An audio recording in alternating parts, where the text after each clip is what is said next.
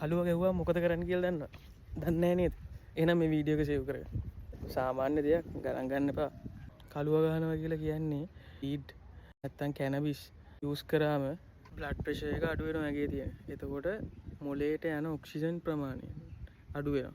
ඊට පස්සේ කලන්ත දාලා ඇදගෙන වැටෙනවා.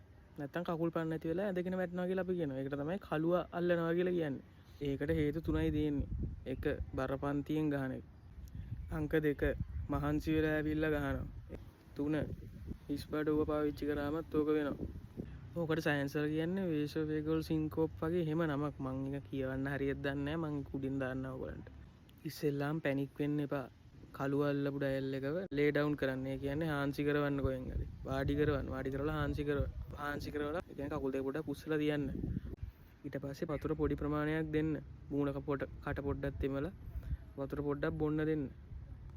එතකොට ඕක හරියනවා. නැත්තම් වැටලා නිකන් වේවුලනවා නම් හුස්ම ගන්න අමාරු නම් නැගිටින්නේ නැත්තම් අනිවාර්යෙන් ඇම්බියුලන්ස් එකකට කෝල් කරන්න. ඒත් එච්චර හොඳ දෙයක් නෙමෙයි ඒක. මේවා ගොඩක් අය දන්නේ නැති හින්දා මේක ෂෙයා කරන්න ඕගොල්ලන්ගේ යාළුවන්ට. එතකොට මේක දැනගන්නවා. එහෙනම් ජය වේවා.